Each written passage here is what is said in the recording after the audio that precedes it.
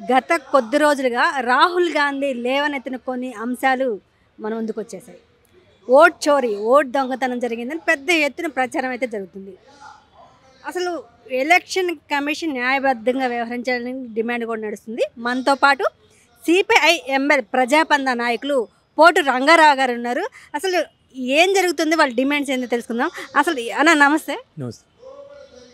ఏంటి ఓట్ చోరీ జరిగింది అనుకుంటున్నారా?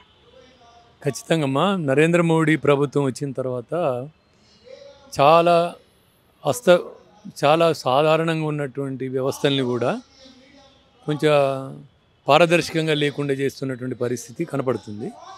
సిబిఐ, ఈడీ ఇతర సంస్థలన్నింటినీ తమ జేబు సంస్థలుగా మార్చుకున్నారు. తాజాగా ఎన్నికల కమిషన్ని కూడా తమ తొత్తు సంస్థగా మార్చుకొని మొత్తం ఎన్నికల వ్యవస్థనే తమకు అనుకూలంగా మార్చుకున్నటువంటి పరిస్థితి కనిపిస్తుంది.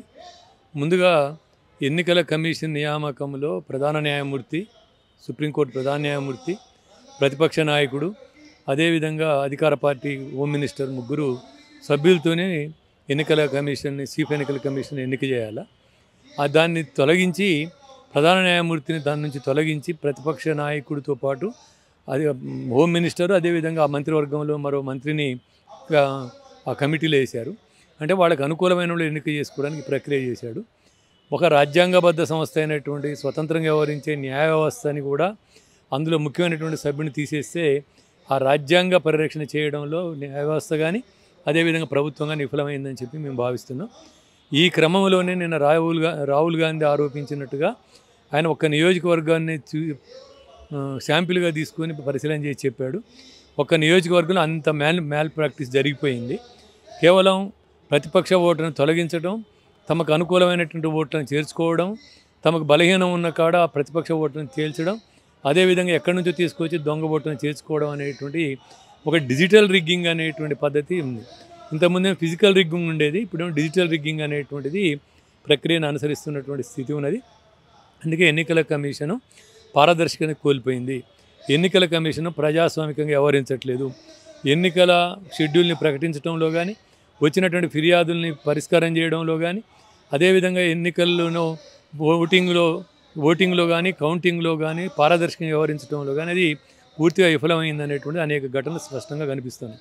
ఉదాహరణకి మహారాష్ట్రలో మొత్తం జనాభా కంటే ఓటింగ్ ఎక్కువ ఉందంటే దాని అర్థం ఏమిటి? అదేవిధంగానే ఒక సింగిల్ బెడ్రూమ్లో 80 ఓట్లు ఉన్నాయి, 250 ఓట్లు ఉన్నాయంటే ఎట్లా ఉన్నాయి? అదేవిధంగా జీరో ఓటింగ్ తోటి, జీరో నెంబరు హౌసింగ్ తోటి కొన్ని వేల ఓట్లు ఎట్లా ఉంటాయి అనేటువంటిది మనం చూస్తే ఇవన్నీ కూడా ఎన్నికల కమిషన్ ఎన్ని అక్రమాలు చేస్తున్నా కూడా అది తన ఆధ్వర్యంలో జరుగుతున్నాయి అనేటువంటి స్పష్టంగా కనిపిస్తుంది. అందుకే మహారాష్ట్రలో పార్లమెంట్ ఎన్నికలకి అసెంబ్లీ ఎన్నికల మధ్య 1 కోటి ఓట్లు చేర్చుకోవడం అనేటువంటిది ఏదైతుంది 5 నెలల్లో ఎంత పెద్ద ఎత్తున అక్రమాలు జరగడానికి ఆస్కారం ఉందో కనిపిస్తుంది.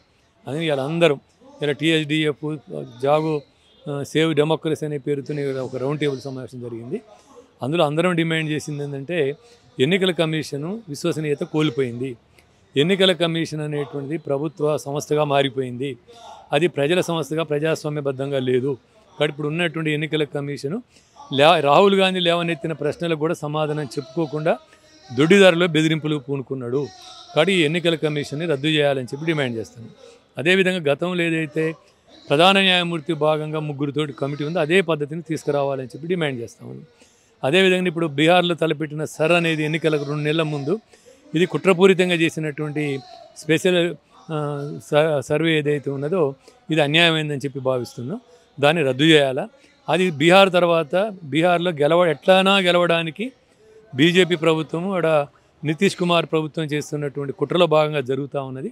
అందుకనే ఇది తర్వాత మిగతా రాష్ట్రాలు కూడా తీసుకొచ్చి ప్రతిపక్ష పార్టీలను గెలవకుండా చేసేటువంటి పద్ధతులు ఇదంతా నడుస్తూ ఉన్నది. కాబట్టి ఎన్నికల కమిషన్ విశ్వసనీయత కోల్పోయింది.